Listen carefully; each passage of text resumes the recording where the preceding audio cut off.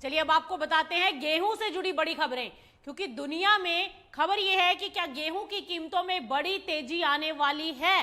पहली नजर में जवाब हाँ लग सकता है, क्योंकि अमेरिका में इस साल गेहूं की बुआई कम हुई है, लेकिन हकीकत इससे बिल्कुल अलग है। दरअसल दुनिया के गेहूं बाजार में फिलहाल तेजी नहीं बल्कि सप्लाई की भरमार दिखाई दे रही है।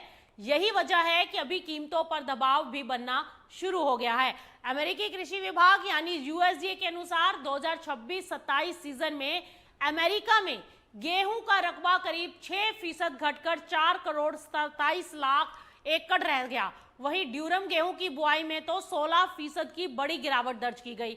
सामान्य तौर पर रकबा कम होने से कीमतों में तेजी आने की उम्मीद होती है, लेकिन इस बार ऐसा नहीं हो रहा और इसकी सबसे बड़ी वजह है पुराना स्टॉक, क्योंकि अमेरिका में 1 जून तक गेहूं का स्टॉक पिछले साल के मुकाबले 8% बढ़ा है और वो बढ़कर 92 करोड़ बुशल पहुंच गया। यानी उत्पादन भले ही कम हो अमेरिका में, लेकिन बाजार में पहले से ही पर्याप्त मात्रा में गेहूं मौजूद है। दूसरी ओर काला सागर क्षेत्र यानी कि यूक्रेन और रूस, वहां पर भी गेहूं की सप्लाई लगातार आ रही है। यूक्रेन अपने ब्लैक सी कॉरिडोर और दूसरे रास्तों के जरिए लगातार गेहूं का एक्सपोर्ट कर रहा है। वही नए सीजन की शुरुआत में उसके पास भी अच्छा खासा स्टॉक मौजूद है। ऐसे में विदेशी बाजार में सप्लाई की कोई बड़ी कमी फिलहाल गेहूं को लेकर दिखाई नहीं दे रही।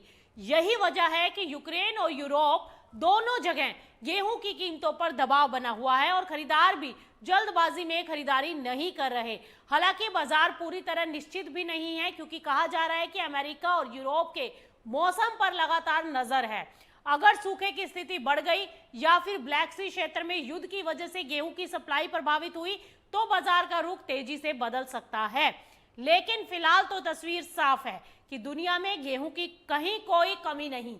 बड़े स्टॉक और लगातार हो रहे निर्यात की वजह से आने वाले कुछ हफ्तों तक विदेशी गेहूं की कीमतों पर दबाव बना रह सकता है। अब तो पूरी दुनिया की नजर मौसम और ब्लैक सी क्षेत्र की परिस्थितियों पर रहेगी, क्योंकि यही 2 फैक्टर है जो आने वाले दिनों में गेहूं के बाजार की दिशा को तय करेंगे।